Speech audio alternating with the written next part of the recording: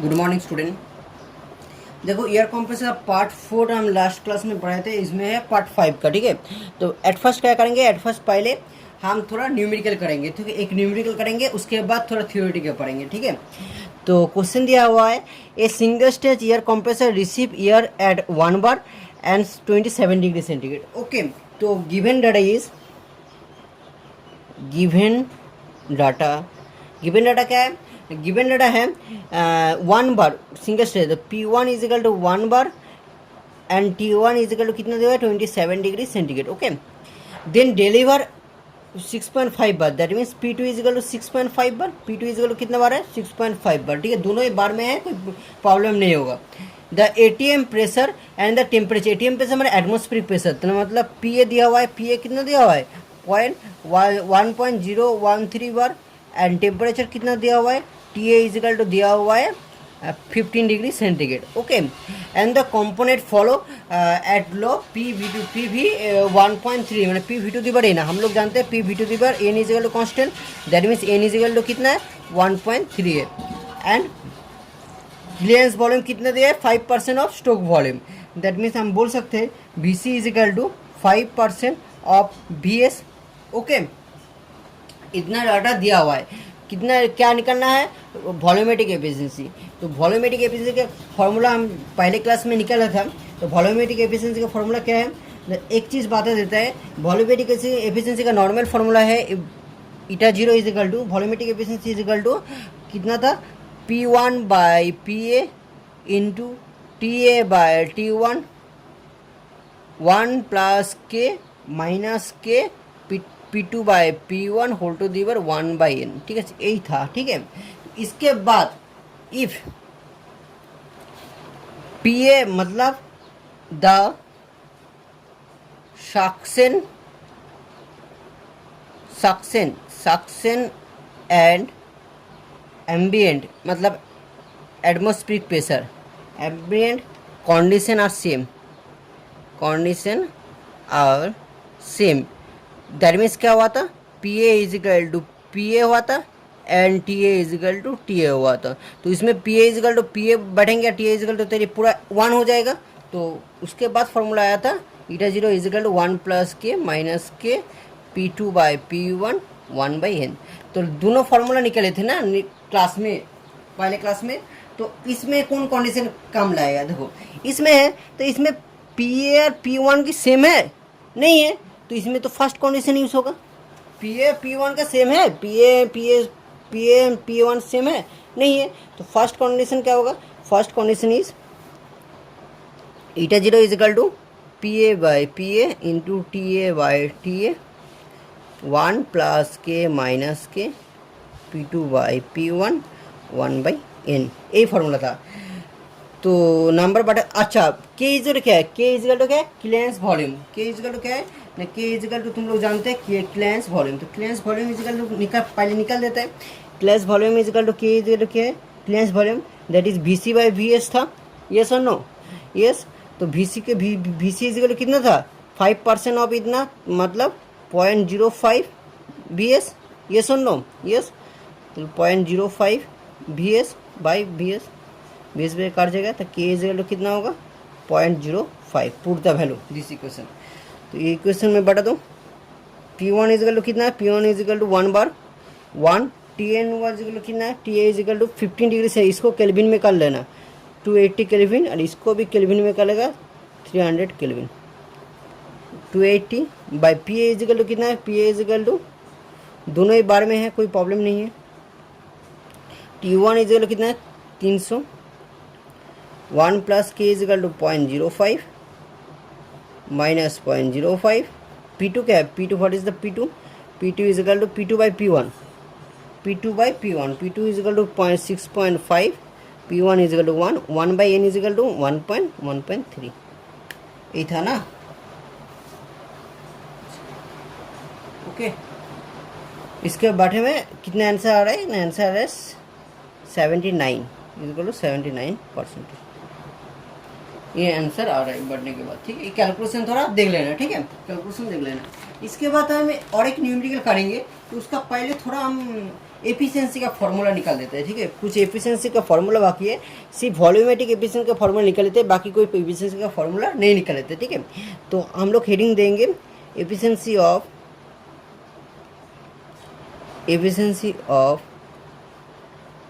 Reciprocating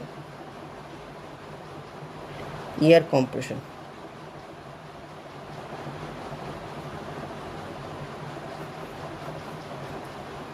okay, तो reciprocating air compressor का efficiency निकालना है। कितना efficiency? First efficiency isothermal efficiency,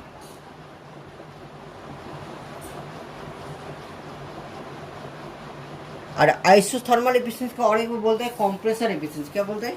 compressor efficiency, याद रखना, ठीक है। Isothermal efficiency means compressor efficiency. इसको कैसे डिनोट करता है? एफिशिएंसी का तो ईटा से डिनोट करता है, और कंप्रेसर के लिए सी, तो एन सी में डिनोट करते हैं। What is this? तो that is N C is equal to होता है isothermal power by indicated power. Indicate कौन सा प्रोसेस में होता है? क्वालिटेटिव प्रोसेस में होता है, तुम लोग जानते हैं, ठीक है। क्या होता है? Isothermal power by indicated power.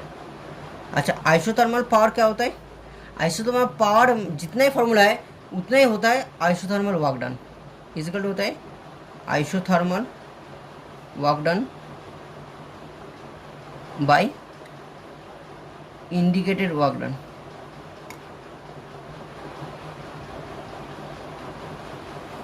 Okay, तो और एक चीज बता दो, आइसोथर्मल वर्क डन का फॉर्मूला क्या है?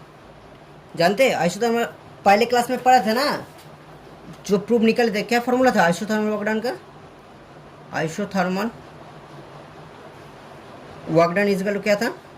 फॉर्मूला याद है? 2.3 क्या था? P1 V1, देखो निकाले थे ना, लॉग P2 बाई P1। और इंडिकेटेड वर्क डन मीन्स कौन सा प्रोसेस में? पॉलिटेटिव प्रोसेस में। तो इंडिकेटेड वर्क डन का निकालते हैं, इंडिकेटेड वर्क डन। ये इंडिकेटेड कौन सा प्रोसेस में होता है? पॉलिटेटिव प्रोसेस में होता है। तो पॉलिटेटिव प्रोसेस का फॉर्मूला क्या था? n by n-1 P1 V1 P2 by P1 n-1 by n-1 था ना। तो इसमें जो दोनों वैल्यू है ना, इसमें बढ़ा देंगे। ओके, अपना पूर्ता value n0 is equal to isothermal work done का कितना था? 2.3 P1 V1 log P2 by P1। और इसका क्या था इंडिकेटेड पावर का? n-1 P1 V1 P2 by P1 whole to the power n-1 by n-1। इसको काट दो तो क्या आ रहा है? n0 इजिकल टू क्या आ रहा है? 2.3 log P2 by P1 by n-1 by n-1 P2 by P1 n-1 by n-1, ये आ रहा है ना। यही है तुम्हारा आइसोथर्मल एफिशिएंसी और इसको क्या बोलते हैं? कंप्रेसर एफिशिएंसी का फॉर्मूला। नेक्स्ट करेंगे ओवरऑल थर्मल एफिशिएंसी, ठीक है। Overall thermal efficiency. अच्छा, ओवरऑल थर्मल एफिशिएंसी क्या है ना? ओवरऑल थर्मल है, थर्मल कौन सा प्रोसेस में होता है? आइसोथर्मल प्रोसेस में होता है, ठीक है। तो ओवरऑल थर्मल एफिशिएंसी का डिनोट कैसे करेंगे? तो ईटा तो है ओवरऑल के लिए, ओ के लिए ओवरऑल ईटा जीरो। तो ईटा जीरो इजिकल टू क्या है? हम लिख देते ईटा जीरो है आइसोथर्मल। क्यों आइसोथर्मल होगा? क्यों? थर्मल कौन सा प्रोसेस होता है? आइसोथर्मल। तो isothermal power by isothermal power by shaft power, shaft power, shaft power और ब्रेक पावर, कोई भी एक बोल सकते हो तुम, ब्रेक पावर ऑफ मोटर। ताहले ओवरऑल थर्मल एफिशिएंसी क्या होता है? Overall thermal efficiency means isothermal power by shaft power और ब्रेक पावर ऑफ मोटर, ठीक है। तो शाफ्ट पावर और brake power of the motor, that means हम इसमें लैंग्वेज में लिखेंगे तो क्या बोलेंगे? It is the ratio of isothermal power to shaft power और brake power of the motor. Okay, তাহলে it is the ratio of isothermal power to shaft power SP लिख देते। शाफ्ट पावर को क्या लिखते हैं? SP, shaft power. और brake power मतलब बीपी ऑफ मोटर। ठीक है, हो गया ना। इसके बाद हम क्या करेंगे? इसके बाद हम करेंगे मैकेनिकल एफिशिएंसी। ओके, इसके बाद क्या करेंगे? Mechanical efficiency.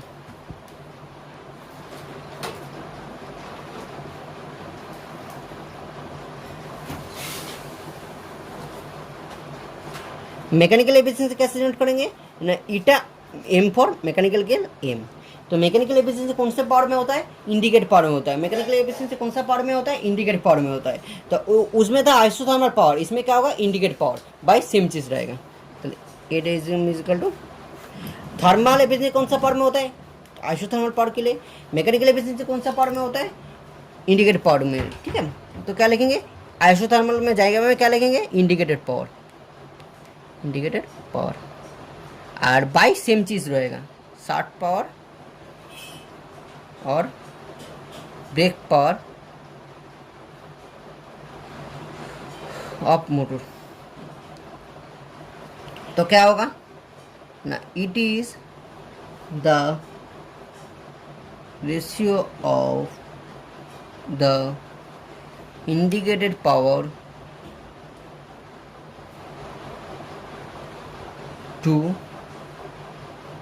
to shaft power और brake power of motor। देखो क्वेश्चन बहुत बार आता है जो what is the thermal efficiency.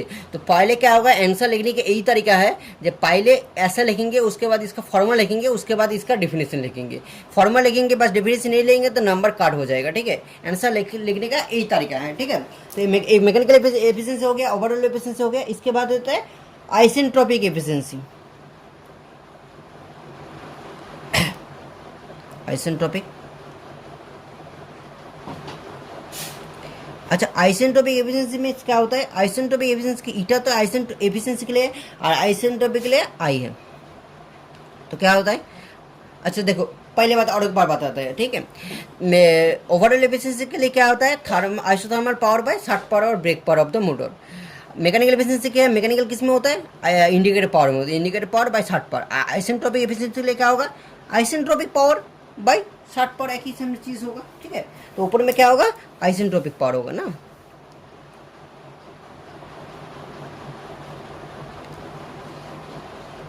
Bye shaft power और brake power of motor.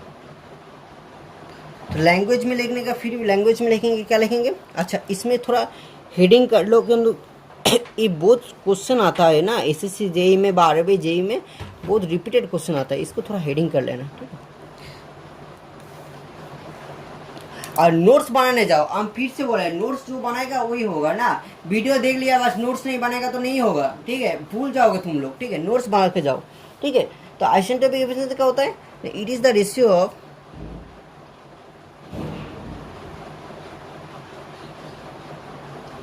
Isentropic power to the brake power required brake power required of the motor. Motor कौन में होता है? कंप्रेसर में, of the compressor of the motor. ठीक है, हो गया। इसके बाद नेक्स्ट क्लास में क्या करेंगे?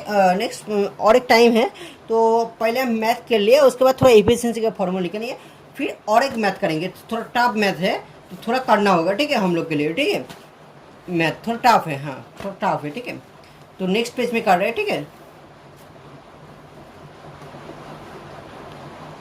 हाँ, नेक्स्ट न्यूमेरिकल क्या है?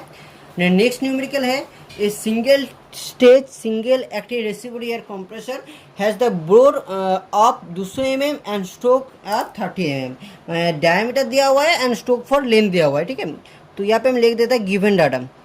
एक्चुअली ये बोला ना तुमको, हम मतलब होमवर्क में देता है, क्योंकि तुम लोग होमवर्क देंगे ना, उसके बाद क्या करेंगे, नहीं करेगा, तुम लोग छोड़ दे रहा है, तो इंपॉर्टेंट क्वेश्चन थोड़ा काट देता है, उसके बाद तो होमवर्क में हम देंगे, ठीक है। तो बोर इजिकल टू कितना है ना, bore is equal D is equal to 200 mm, 200 mm means 0.2 metre, and the stroke कितना दिया हुआ है, एल इजिकल टू दिया हुआ है 300 mm, दैट इज 0.3 मीटर। रिसीप is equal to 1 bar and 20 degree centigrade, तो P1 कितना दिया हुआ है P1 इजिकल टू दिया है 1 बार, ओके, एंड टेम्परेचर कितना दिया हुआ है, T1 इजिकल टू दिया है 20 डिग्री सेंटीग्रेड, ठीक है। अच्छा P1 माइनस P2 होगा ना, कोई भी डिफरेंस में फॉर्मूला लेगा थोड़ा, तो उस टाइम तुम बार में कन्वर्ट कर लेना, ठीक है, या पास्कल में, न्यूटन पर मीटर स्क्वायर में, ठीक है। बट कोई रेशियो दिया रहेगा ना, तो इसका रेशियो दिया रहेगा तो कन्वर्ट करना जरूर नहीं है, क्योंकि काट जाएगा, रेशियो दिया रहेगा, ठीक है। P2 इजिकल टू कितना है 0.5 बार, ओके। और कुछ दिया हुआ है और अभी कुछ दिया हुआ नहीं है, ठीक है, और कुछ दिया हुआ है और अभी कुछ दिया हुआ नहीं है। तो पहले क्या मीन इफेक्टिव प्रेशर निकालना होगा। अच्छा, और दिया हुआ है एन इजिकल टू कितना दिया हुआ है 1.3 दिया हुआ है, and compression flow is equal to, और क्लियरेंस वॉल्यूम कितना दिया हुआ है, clearance volume is equal to V C is equal to दिया हुआ है 5% ऑफ वी एस, ये तो 5% ऑफ वी एस, ठीक है। तो थोड़ा ड्रॉ कर लेना, जो डायग्राम था इसमें कोई आइसोथर्मल दिया हुआ है कि एक ही चीज़ दिया हुआ है, तो थोड़ा ड्रॉ कर लेना, ठीक है। तो इसमें क्या था 1 2 3 4 प्रोसेस था, थोड़ा इस टाइप से, इस टाइप का क्या था BC था ना, BC थी इजिकल टू V3 था, और इस टाइप से इस टाइप तो कितना था VS था, और पूरा कितना था V1 था, यही था ना, हाँ, और V4 था, इसमें V2 था, ओके। और अच्छा, मीन इफेक्टिव प्रेशर निकालना, मीन इफेक्टिव प्रेशर का फॉर्मूला कुछ कोई मालूम है? मीन इफेक्टिव प्रेशर होता है work done by sweat volume, sweat volume, work done by क्या होता है स्वेट वॉल्यूम। तो हमको वर्क डन भी निकालना होगा, स्वेट वॉल्यूम भी निकालना होगा, तो पहले स्वेट वॉल्यूम निकाल लेते हैं। स्वेट वॉल्यूम का फॉर्मूला क्या है, स्वेट वॉल्यूम होता है स्वेट वॉल्यूम दैट इज को स्ट्रोक वॉल्यूम, क्या होता है π/4 into D square into L, तो π/4 is equal to π/4, D square is equal to कितना है 0.2 तार whole square, and L is equal to कितना है, एल इजिकल टू 0.3, तो दैट मीन्स कितना आ रहा है, टोटल आता है 0.00942 मीटर क्यूब। थोड़ा कैलकुलेशन करके देखना, इतना आ रहा है, ठीक है, स्वेट वॉल्यूम के, okay. Next clearance volume,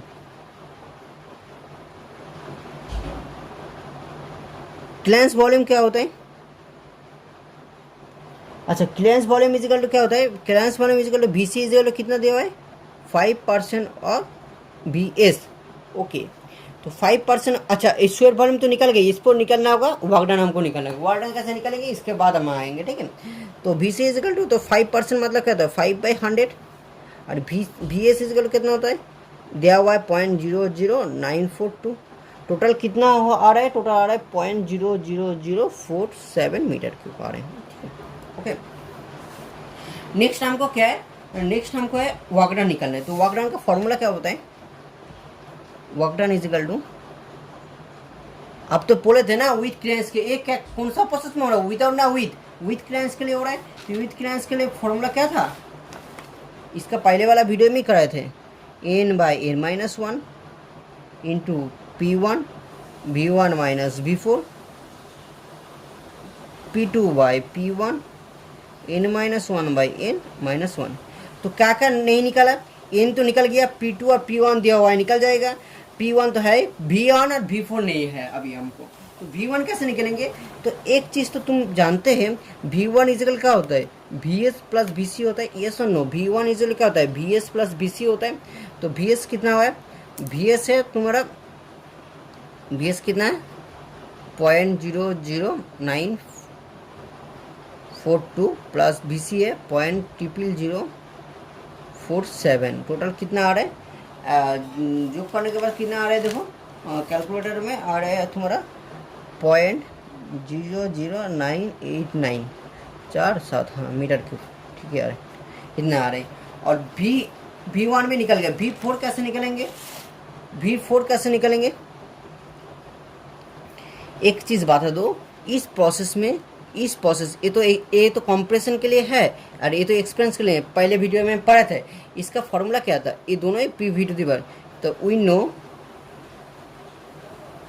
process 3 to 4 में क्या था, P V to the power N is equal constant था। ये दोनों प्रोसेस में क्या था, P V to the power N is equal constant था। तो इस प्रोसेस में क्या होगा, इस प्रोसेस में होगा P3 क्या होगा, P3 V to the power P3 V to the power N माने VC इजिकल टू P4 और V to the power 4 is equal to N. यही था ना, P V to the power N, उसको प्रोसेस में कर रहे हैं, ठीक है। तो और एक चीज़ देखो, P3 इजिकल क्या होता है, P3 और P2 सेम है, P3 इजिकल टू P2 है और P4 इजिकल क्या है, P4 इजिकल टू P1 है। तो P3 के जगह क्या रखेंगे, P2 into VC is equal to P4, 1 के जगह P1 into V to the power 4 is equal to N. तर V4 बाई VC इजिकल क्या हो रहा है, P2 by P1 is equal to 1 by N, ठीक है। तो और चीज़ देखो, V4 का जगह V4 देखो, ठीक है। तो VC तो गुना हो जा रहे हैं ना, तो P1 कितना है 5.5 बाई 1 तर 5.5 बाई 1 उल्टा दिया 1 by N is equal to 1 by N is equal to 1.3 into VC गुना हो जाएगा। VC का वैल्यू कितना था, VC का वैल्यू था 0.00047। इसको गुना करके कितना आ रहा है, इसको गुना करके आ रहा है 0.00174 मीटर इतना आ रहा है। तो V4 का वैल्यू भी मालूम हो गया, ठीक है। तो एक काम करना है, इसके बाद पुट कर दो, ठीक है। तो एन इजिकल टू कितना आ रहा है, एन इजिकल टू आ जाए 1.3 बाई 1.3 माइनस 1 P1। इसमें देखो डिफरेंस है, हमको क्या है, इसमें रेशियो है, उसने हमको इसको बार में नहीं किया, किंतु मतलब डिफरेंस है। तो 1 बार इसको भी करना होगा, 1 into 10 to the power 5 newton पर मीटर स्क्वायर, तब 1 इंटू 10 टू द पावर 5 होगा, ठीक है। हम बोला डिफरेंस रहेगा व इंटू रहेगा तो कन्वर्ट करना होगा, रेशियो रहेगा तो कन्वर्ट करना नहीं है, क्योंकि इसमें कट जाएगा, ठीक है। अच्छा, V1 माइनस V4 क्या है, V1 वैल्यू कितना है, V1 का वैल्यू कितना है 0.00889 माइनस, अच्छा V4 का वैल्यू कितना है 0.00714। अच्छा P2 कितना है, P2 कितना है, P2 से 5, इसमें रेशियो है तो कन्वर्ट करना नहीं है। 1.3 माइनस 1 बाई 1.3 माइनस 1, ओके। थोड़ा कैलकुलेशन कर लेना।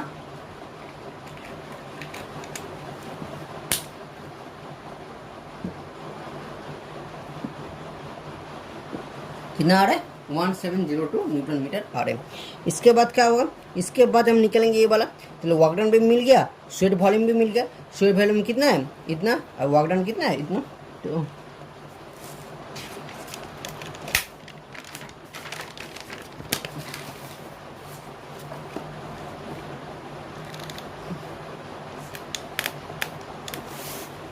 नेक्स्ट क्या क्वेश्चन था ना, mean effective pressure, mean effective pressure PM is कितना था, work done by sweat volume.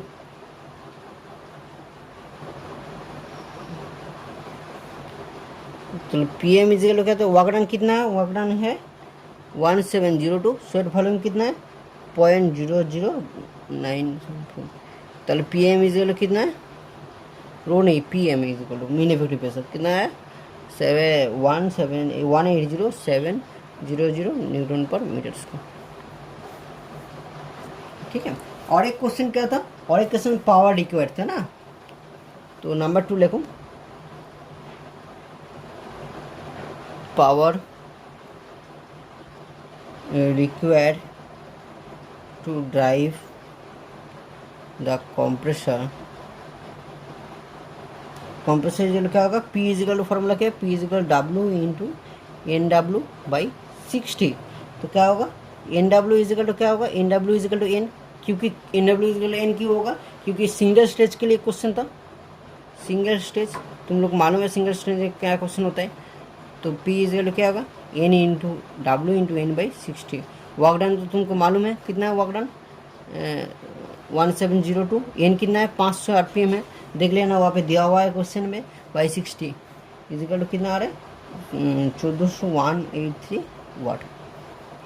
Okay, तो नेक्स्ट क्वेश्चन क्या करेंगे, नेक्स्ट क्वेश्चन इसके बाद और एक है। तो आज इतना तक कर रहे हैं, उसके बाद करेंगे हम लोग कंप्रेसर, जो रोटरी कंप्रेसर और रेसिप्रोकेटिंग कंप्रेसर के डिफिनेशन पढ़ेंगे, उसके बाद न्यूमेरिकल भी करेंगे। ठीक है, ओके, थैंक यू।